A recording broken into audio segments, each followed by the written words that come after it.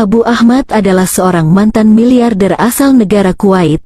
Invasi Irak terhadap Kuwait pada tahun 1990 silam membuat Abu Ahmad bangkrut dan sempat hidup luntang-lantung di negara orang.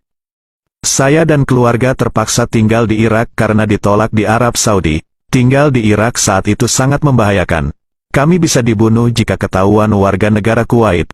Akhirnya saya bertemu orang yang bisa membawa kami pindah ke Yordania. Di sana saya menyewa sebuah rumah kecil untuk kami tinggali.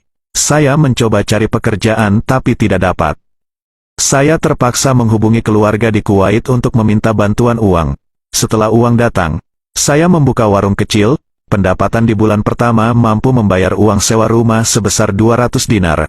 Namun di bulan kedua pendapatan hanya 150 dinar. Saya pun mencoba pinjam uang ke teman saya untuk membayar sewa rumah tapi tak berhasil. Karena tak mendapat pinjaman uang, saya duduk di sebuah kursi mencoba berpikir untuk mendapatkan solusi. Saat itu, saya melihat sesuatu di bawah kursi dan saya ambil. Ternyata sebuah salib. Saya terkejut dan berkata dalam hati, kenapa salib ada di sini? Entah kenapa.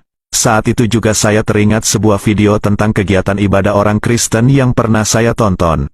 Bagaimana mereka bernyanyi dan bagaimana mereka berdoa kepada Yesus sebagai Tuhan mereka. Secara tiba-tiba muncul dalam ingatan saya. Seketika itu juga, salib yang saya temukan saya genggam di tangan lalu saya berkata, Yesus, jika benar Engkau adalah Tuhan seperti yang diimani orang Kristen, tolonglah saya sekarang. Jika Engkau menolongku, aku berjanji akan menyerahkan hidupku kepadamu. Hanya dalam hitungan menit, tiba-tiba datang seorang teman saya membawa orang yang tidak saya kenal. Teman saya kemudian berkata kepada orang asing tersebut, ini dia Abu Ahmad. Dia butuh 50 dinar untuk membayar sewa rumahnya, dan orang asing itu kemudian memberi uang sebesar $100 kepada saya. Karena saya heran, saya tanya orang asing itu apakah kamu tahu nama lengkap saya? Dia menjawab tidak, dan saya tanya lagi, kamu tahu di mana aku tinggal? Dia menjawab tidak. Saya sengaja bertanya kepada orang asing itu karena niat saya ingin membuktikan bahwa hal ini terjadi karena kebetulan, bukan karena permohonan saya dijawab oleh Yesus. Tapi fakta berkata lain, uang itu datang kepada saya memang benar-benar karena Yesus menjawab permohonan saya.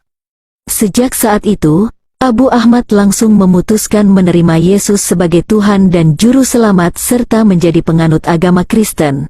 Abu Ahmad masih mengalami sejumlah kejadian tidak masuk akal yang membuatnya semakin mantap menjadi pengikut Yesus.